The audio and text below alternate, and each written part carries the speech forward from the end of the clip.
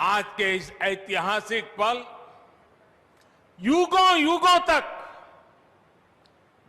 दिगंत तक भारत की कीर्ति पताका फहराते रहेंगे। नमस्कार दोस्तों, स्वागत है आप सभी का हमारे चैनल पर। अभी तक की सारी बड़ी और जरूरी खबरें हम आपके लिए लेकर आए, तो चलेंगे एक एक बड़ी खबर की ओर। लेकिन उससे पहले अगर आप भी अयोध्या में राम जन्मभूमि पर एक बड़ा विशाल राम मंदिर बनते हुए देखना चाहते हैं दोस्तों, तो कमेंट सेक्शन में जय श्री राम जरूर लिख दीजिएगा। और साथ ही मानते हैं कि मोदी जी है तो हर चीज ही मुमकिन है। तो अभी कर दीजिए इस वीडियो को लाइक, चैनल को कर दीजिए सब्सक्राइब, बेल आइकॉन दबाइए, साथ ही कमेंट सेक्शन में लिख दीजिए जय हिंद। तो चलते पहली बड़ी खबर की ओर, जहां आपको बताएंगे दोस्तों कि चीन के खिलाफ अब ये एक्शन लेने की तैयारी में है अमेरिका। जी हां दोस्तों, विदेश मंत्री का बड़ा ऐलान, बताएंगे क्या कहा अमेरिका ने चीन के खिलाफ। साथ ही आपको बताएंगे जहां पर सीमा पर चीनी सैनिक घातक हथियारों से लैस, नजर रखने के लिए चाहिए 4 से 5 उपग्रह। जी हां दोस्तों, बताएंगे कौन से उपग्रह है वो। साथ ही इमरान खान को करारा झटका भारत की ओर से दिया गया है। जी हां दोस्तों, बताएंगे कैसे। साथ ही आपको WHO की युवाओं को दी गई है सलाह दोस्तों, बताएंगे क्या कहा WHO ने। और राम मंदिर को लेकर नेपाल के राजदूत ने क्या बड़ा बयान दिया है दोस्तों, बताएंगे आपको। साथ ही बताएंगे जहां पर राम मंदिर के मुद्दे पर कांग्रेस में आपस में ही दो फाड़ होता हुआ नजर आ रहा है दोस्तों, बताएंगे आपको कैसे। साथ ही सुशांत सिंह राजपूत के मामले में CBI ने 6 आरोपियों पर FIR दर्ज कराया है दोस्तों, बताएंगे वो कौन से 6 लोग हैं। उससे आगे बताएंगे दोस्तों जहां पर 8 अगस्त के बाद से राजधानी समेत 1 दर्जन से भी ज्यादा ट्रेनें रद्द हो गई है, बताएंगे कौन सी वो ट्रेन है दोस्तों। तब जुड़े रहिएगा वीडियो के अंत तक, और अंत में इस वीडियो को अपने भाई बंधुओं में पूरे भारत में शेयर करना बिल्कुल मत भूलेगा। तो चलते पहली बड़ी खबर की ओर, जहां आपको बता दें कि चीन के खिलाफ अब ये एक्शन लेने की तैयारी में है अमेरिका।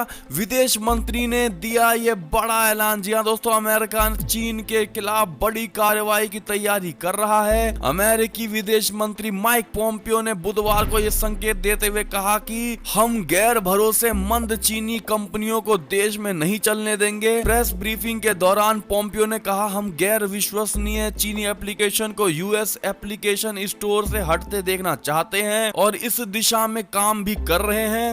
राष्ट्रपति डोनाल्ड ट्रंप द्वारा देश हित में टिकटॉक पर कार्रवाई का ऐलान इसी का हिस्सा है। जी हां दोस्तों, अमेरिकी विदेश मंत्री ने चीन की टेलीकॉम कंपनियों के खिलाफ भी कार्रवाई की बात कही। उन्होंने कहा कि हम यह सुनिश्चित करने के लिए भी काम कर रहे हैं कि गैर भरोसेमंद चीनी दूरसंचार कंपनियां अमेरिका और दूसरे देशों के बीच अंतरराष्ट्रीय दूरसंचार सेवाएं प्रदान न कर पाए। पोम्पियो के बयान से साफ है कि US चीनी टेलीकॉम कंपनियों के खिलाफ जल्द कोई बड़ा एक्शन, बड़ा फैसला लिया जा सकता है। ऐसे में दोस्तों आप क्या चाहते, क्या चीन के खिलाफ एक्शन लेना चाहिए दोस्तों अमेरिका को, हाँ या ना, जरूर बताइएगा कमेंट सेक्शन में लिख के। देखते हैं क्या कहते हैं आप लोग। एक और खबर की माने तो सीमा पर चीनी सैनिक घातक हथियारों से लैस, नजर रखने के लिए चाहिए 4 से 6 उपग्रह। बता दें दोस्तों, भारत और चीन के बीच सीमा विवाद और चीनी सेना की हरकतों को देखते हुए सुरक्षा एजेंसियों ने पड़ोसी देश की सैन्य गतिविधियों पर लगातार और करीबी से नजर रखने की जरूरत बताई है। सुरक्षा एजेंसियों को लगता है कि 4000 किलोमीटर लंबी वास्तविक नियंत्रण रेखा पर भारतीय इलाकों के नजदीक और गहराई वाले क्षेत्र में चीनी सेना की गतिविधियों पर निगरानी के लिए 4 से 6 उपग्रह यानी सैटेलाइट की जरूरत है। इससे चीनी सेना की गतिविधियां जानने में खासी मदद मिलेगी। ऐसे में आपको क्या लगता है दोस्तों, क्या मोदी सरकार ये 4 से 6 उपग्रह प्रदान कर पाएगी हमारे भारत को, हाँ या ना, जरूर बताइएगा दोस्तों। एक और खबर की माने तो इमरान खान को करारा झटका। UNSC ने फिर कहा कि द्विपक्षीय तरीके से हल करे कश्मीर का मुद्दा। जी हां दोस्तों, आपको बता दें कि जम्मू कश्मीर पर पाकिस्तान चीन की चाल एक बार फिर फेल होती हुई नजर आ रही है। अमेरिका ने भी खुलकर विरोध किया है। दरअसल अपने आयरन फ्रेंड चीन के जरिए जम्मू कश्मीर को अंतरराष्ट्रीय मसला बनाने में जुटे पाकिस्तान को एक बार फिर मुंह की खानी पड़ी है। चीन की मांग पर गुरुवार को बुलाई गई संयुक्त राष्ट्र सुरक्षा परिषद की बैठक बिना किसी निष्कर्ष के खत्म हो गई। बंद कमरे में हुई अनौपचारिक बैठक में ना तो चर्चा का कोई रिकॉर्ड मेंटेन किया गया और ना ही अपना कोई निर्णय जाहिर किया गया। जी हाँ दोस्तों, संयुक्त राष्ट्र में भारत के स्थायी प्रतिनिधि राजदूत त्रिमूर्ति ने एक ट्वीट करके कहा, पाकिस्तान का एक और प्रयास विफल रहा। संयुक्त राष्ट्र सुरक्षा परिषद की आज की बैठक बंद कमरे में हुई थी, अनौपचारिक थी।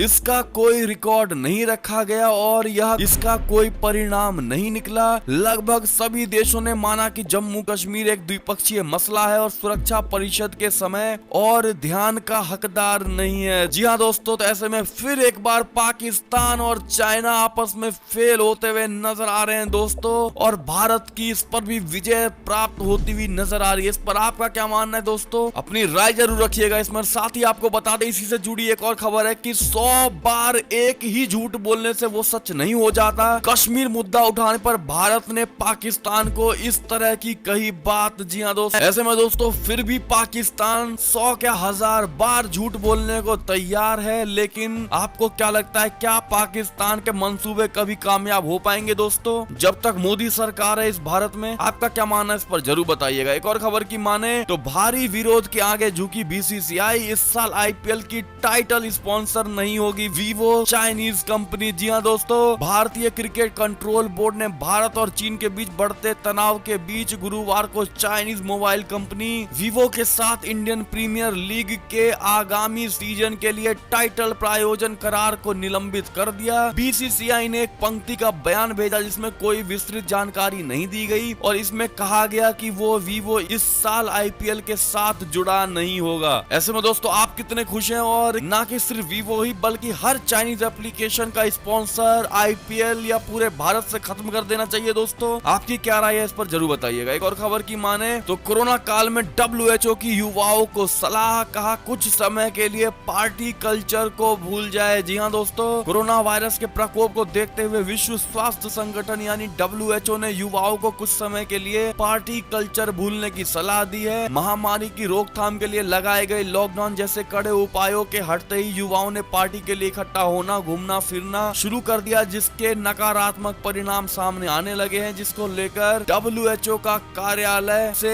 बड़ा ऐलान किया गया है दोस्तों, और उन्होंने साफ युवाओं से कहा है कि कुछ टाइम के लिए पार्टी कल्चर को भूल जाएं। इस पर आपकी क्या प्रतिक्रिया है दोस्तों, जरूर बताइएगा। एक और खबर की माने तो कश्मीर मसले पर लगातार फजीहत से बौखला गया है पाकिस्तान। अब इस्लामिक सहयोग संगठन को दी मीटिंग बुलाने की धमकी। जी हाँ दोस्तों, पाकिस्तान के विदेश मंत्री शाह महमूद कुरैशी ने इस्लामिक सहयोग संगठन को विदेश मंत्रियों की बैठक बुलाने की धमकी दी है। पाकिस्तान विदेश मंत्री कुरैशी ने सऊदी अरब के नेतृत्व वाले इस्लामिक सहयोग संगठन यानी OIC को कहा कि वो कश्मीर पर अपने विदेश मंत्रियों की परिषद की बैठक बुलाने में देरी करना बंद करें। इस बयान के बाद जानकार इसे एक असामान्य कदम मान रहे हैं, क्योंकि OIC का नेतृत्व सऊदी अरब द्वारा किया जाता है और इसे पाकिस्तान का करीबी सहयोगी माना जाता है। जी हाँ दोस्तों, तो ये भी एक तरह से पाकिस्तान को बड़ा झटका लगता हुआ नजर आ रहा है दोस्तों। इस पर आपकी क्या प्रतिक्रिया होगी जरूर बताइएगा। एक और खबर की माने तो राम मंदिर भूमि पूजन पर पाकिस्तान को भारत की खरी आतंकी देश हमें ना समझाए। जी हाँ दोस्तों, बता दें राम मंदिर के लिए भूमि पूजन के बाद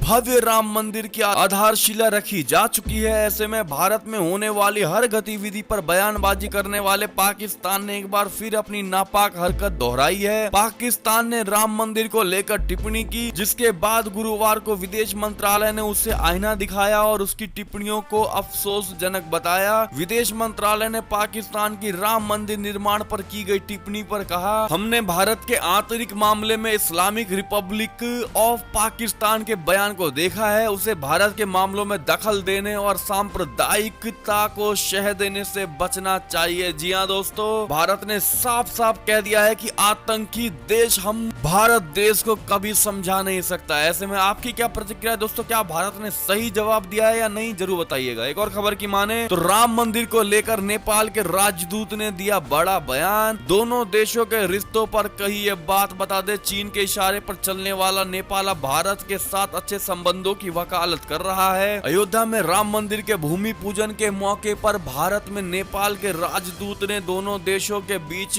बेहतर संबंधों की बात कही। नेपाल के राजदूत N आचार्य ने कहा, भारत के प्रधान प्रधानमंत्री नरेंद्र मोदी के नेतृत्व में अयोध्या में राम मंदिर की आधारशिला रखी गई। राम सीता से जुड़े दोनों देशों के रिश्ते मजबूत रहे हैं और आगे भी इसमें मजबूती आएगी, हमारे संबंध बेहतर होंगे। उन्होंने आगे कहा कि राम जानकी हमें बेहतर संबंधों के लिए प्रेरित करते रहेंगे और आधुनिक समय में हमारे बीच सहयोग की भावना बढ़ेगी। जी हाँ दोस्तों, गौरतलब है कि प्रधानमंत्री मोदी ने भूमि पूजन के अवसर पर नेपाल सहित कई देशों का जिक्र किया था। उन्होंने कहा था कि राम कथाओं का विवरण मलेशिया, कंबोडिया, थाईलैंड, ईरान जैसे देशों में भी मिलेगा। नेपाल और श्रीलंका से तो राम का आत्मीय संबंध जुड़ा हुआ है। ऐसे में दोस्तों आप किस प्रकार से नेपाल को एक राय देना चाहेंगे दोस्तों, जिससे कि नेपाल फिर से भारत के साथ भाईचारे वाले रिश्ते पर आ जाए और चाइना की बात करनी छोड़ दे? क्या कहना चाहेंगे दोस्तों, जरूर बताइएगा। एक और खबर की माने तो पाकिस्तान के नए नक्शे पर भारतीय विदेश मंत्रालय ने कहा कि आतंकवाद के दम पर जमीन हथियाना चाहता है पाकिस्तान। जी हाँ दोस्तों, पाकिस्तान द्वारा नए मानचित्र में जम्मू कश्मीर, लद्दाख और पश्चिमी गुजरात को अपना बताने पर भारतीय विदेश मंत्रालय की तरफ से प्रतिक्रिया सामने आई है। विदेश मंत्रालय के प्रवक्ता अनुराग श्रीवास्तव ने कहा कि पाकिस्तान आतंकवाद के दम पर जमीन हथियाना चाहता है। बता दें कि इससे पहले मंगलवार को भारत ने पाकिस्तान की इस नापाक हरकत पर तीखी प्रतिक्रिया दी थी। भारत ने पाकिस्तान के नक्शे को राजनीतिक मूर्खता करार दिया और कहा था कि इस तरह के हास्यास्पद अभिकथनों की ना तो कानूनी वैधता है और ना ही कोई अंतरराष्ट्रीय विश्वसनीयता। ऐसे में आप क्या कहना चाहेंगे दोस्तों, जरूर बताइएगा। एक और खबर की माने तो लद्दाख में चीन की टेढ़ी चाल, कहा भारत से पेंगोंग इलाके से तुम हटो तो हम भी हटेंगे। जी हाँ दोस्तों, लद्दाख के पेंगोंग झील समेत कई इलाकों में घुसपैठ करने वाले चीन ने फिर टेढ़ी चाल चली है। चीन ने भारत से कहा है कि यदि वो पेंगोंग झील इलाके में अपने सैनिक पीछे करता है तो वो भी समान मात्रा में और समान दूरी पर अपने सैनिक पीछे कर लेगा। भारत ने चीन के इस प्रस्ताव को पूरी तरह खारिज कर दिया है और उससे 5 मई से पहले की यथास्थिति बहाल करने को कहा है। जी हाँ दोस्तों, बता दें कि भारत चीन के बीच पूर्वी लद्दाख के मुद्दे पर पिछले 14 सप्ताह से चले आ रहे गतिरोध को तोड़ने के लिए दोनों देशों के बीच रविवार को हुई कोर कमांडर स्तर की 5वीं बैठक भी नाकाम रही। ऐसे में दोस्तों चाइना उल्टा भारत को भारत के ही इलाके से पीछे जाने को कह रहा है दोस्तों, और अगर भारत पीछे जाएगा तो चाइना पीछे जाने की बात कर रहा है। इस पर आपकी क्या प्रतिक्रिया होगी दोस्तों? और चाइना जो ये बलजोरी वाला कार्य कर रहा है और दिखा रहा है कि मैं सबसे ताकतवर हूँ दोस्तों, ऐसे में आपको क्या लगता है किस प्रकार से जवाब देना चाहिए चाइना को? जरूर बताइएगा कमेंट सेक्शन में लिख के, देखते क्या कहते हैं आप लोग। एक और खबर की माने तो राम मंदिर भूमि पूजन पर दुनिया की थी नजर। सबसे अधिक अमेरिका और ब्रिटेन में दर्शकों ने देखा लाइव प्रसारण। जी हाँ दोस्तों, बता दें आपको कि प्रधानमंत्री नरेंद्र मोदी ने 5 अगस्त को संघ प्रमुख मोहन भागवत और उत्तर प्रदेश के मुख्यमंत्री योगी आदित्यनाथ की मौजूदगी में अयोध्या में राम मंदिर निर्माण के लिए भूमि पूजन किया। कोरोना महामारी के कारण इस समारोह में कुछ ही लोगों को आमंत्रित किया गया। साथ ही दोस्तों सिर्फ पूरे भारत में ही नहीं बल्कि भारत के अलावा राम मंदिर भूमि पूजन का लाइव प्रसारण Britain, America, Canada, Australia, Indonesia, Thailand, Nepal सहित अन्य देशों में देखा गया। जी हाँ दोस्तों, और भारत का डंका और श्री राम जन्मभूमि की लहर अन्य देशों में बराबर मात्रा में दोस्तों देखा गया है। ऐसे में आपका क्या मानना है? और मोदी का डंका जो हर देश में बजता हुआ नजर आ रहा है दोस्तों, इसके पीछे आप श्री राम जी का आशीर्वाद भारत पर मानते हैं, हाँ या ना? जरूर बताइएगा। एक और खबर की माने तो विजय माल्या केस की जांच करने वाले सीबीआई टीम करेगी सुशांत सिंह राजपूत के मौत की जांच। जी हाँ दोस्तों, जल्द होगी एफआईआर। बता दें आपको एक और खबर की माने तो न्यूयॉर्क के टाइम स्क्वायर पर भी दिखी भूमि पूजन की झलक, लगे जय श्री राम के नारे। ऐसे में दोस्तों जय श्री राम जरूर लिख दीजिएगा कमेंट सेक्शन में। एक और खबर की माने तो राम मंदिर के मुद्दे पर कांग्रेस में दो फाड़, सांसद टीएन प्रतापन ने सोनिया गांधी को लिखी चिट्ठी। जी हाँ दोस्तों, बता दें आपको कांग्रेस के एक सांसद ने पार्टी के वरिष्ठ नेता कमलनाथ और दिग्विजय सिंह द्वारा राम मंदिर पर दिए गए बयान पर चिंता जताई। केरल के सांसद टीएन प्रतापन ने इसे लेकर कांग्रेस अध्यक्ष सोनिया गांधी को चिट्ठी लिखी है। जी हाँ दोस्तों, उन्होंने कहा कि कांग्रेस अति धार्मिक राष्ट्रवाद के पीछे नहीं भाग सकती। सुप्रीम कोर्ट के फैसले से नफरत की राजनीति का एक युग समाप्त हो गया था। सांसद ने कहा कि हमें इसमें किसी भी हिस्सेदारी का दावा नहीं करना चाहिए। हम जैसे नेताओं को भूमि पूजन जैसे आयोजन में क्यों आमंत्रित किया जाना चाहिए? ऐसे में दोस्तों कांग्रेस के आपस में दो फाड़ होता हुआ नजर आ रहा है। इस पर आपकी क्या प्रतिक्रिया है दोस्तों, जरूर बताइएगा। एक और खबर की माने तो देश देश के इस राज्य में नहीं खुलेंगे स्कूल, जनता से पूछकर सरकार लेगी फैसला। जी हां दोस्तों, कोरोना संकट को देखते हुए तमिलनाडु के स्कूल शिक्षा मंत्री के संगोथियन ने कहा कि मौजूदा स्थिति में स्कूलों को फिर से खोलने की संभावना नहीं है। उन्होंने कहा कि हम लोग जनता से, उनके पेरेंट्स से ही वोटिंग के माध्यम से स्कूल खोलने पर ध्यान देंगे। जी हां दोस्तों, एक और खबर की माने तो आज से शुरू होगी देश की पहली किसान रेल, जानिए किन राज्यों को मिलेगा फायदा। जी हां दोस्तों, देश में किसानों को आर्थिक रूप से मजबूत करने के लिए केंद्र सरकार ने इस साल से किसान रेल शुरू करने की घोषणा की थी। अब इस ऐलान को अमली जमा पहनाते हुए भारतीय रेलवे ने 7 अगस्त यानी आज से किसान रेल सेवा शुरू करने की घोषणा की है। इस नए सेवा में देश के कई राज्यों के किसानों को सीधा फायदा मिलने वाला है। जी हाँ दोस्तों, आपको बता दें महाराष्ट्र से बिहार के बीच दौड़ेगी पहली किसान रेल सेवा, जैसा कि आप स्क्रीन पर देख पा रहे होंगे। एक और खबर की माने तो महेश भट्ट, उर्वशी रौतेला के अलावा इन सितारों को महिला आयोग की तरफ से जारी हुआ नोटिस। जी हाँ दोस्तों, आपको बता दें कि फिल्म निर्माता महेश भट्ट, मौनी रॉय के अलावा उर्वशी रौतेला, रणविजय सिंह और प्रिंस नरूला को कथित तौर पर लड़कियों का शोषण करने वाली मॉडलिंग फर्म को बढ़ावा देने के लिए नोटिस जारी किया गया है। जी हाँ दोस्तों, एक और खबर की माने तो जम्मू कश्मीर में आतंकियों की मदद के लिए ड्रोन से हथियार भेज रहा है पाकिस्तान। जी हाँ दोस्तों, ये भी एक बड़ा खुलासा होता हुआ नजर आ रहा है। एक तरफ भारत जम्मू कश्मीर में घुसपैठी और आतंकियों पर लगातार कार्रवाई कर रहा है, वहीं दूसरी तरफ पाकिस्तान भारत में आतंक फैलाने के लिए नए रास्ते तलाश रहा है। जानकारी मिली है कि हाल के दिनों में पाकिस्तान भारतीय सीमा में आतंक फैलाने के लिए मानव रहित विमान का इस्तेमाल कर रहा है। जी हाँ दोस्तों, और ड्रोन के जरिए वो भारत में हथियारों को पहुंचा रहा है। इस पर आपकी क्या प्रतिक्रिया है दोस्तों, जरूर बताइएगा। एक और खबर की माने तो नीरव मोदी की हिरासत अवधि 27 अगस्त तक बढ़ी, लंदन की जेल में बंद है भगौड़ा हीरा व्यवसायी। जी हाँ दोस्तों, एक और खबर की माने तो पिछले साल सुशांत के अकाउंट में थे 30 करोड़ रुपए, कभी अंदर से दरवाजा लॉक नहीं करते थे वो। जी हाँ दोस्तों, एक और खबर की माने तो केजरीवाल सरकार ने उपराज्यपाल को फिर भेजी प्रस्तावों की फाइल, बाजार होटल खोलने की मांग की है। जी हाँ दोस्तों, ऐसे में आप क्या मानते हैं दोस्तों, क्या बाजार होटल खोल देने चाहिए इस संकट की घड़ी में जहां इतने लोग मारे जा रहे हैं दोस्तों कोरोना वायरस से? आपका क्या मानना है इस पर, जरूर बताइएगा। एक और खबर की माने तो बासमती चावल की जीआई टैगिंग पर तकरार, मध्य प्रदेश और पंजाब आमने सामने। जी हाँ दोस्तों, मध्य प्रदेश के मुख्यमंत्री शिवराज सिंह चौहान ने पंजाब के मुख्यमंत्री अमरिंदर सिंह की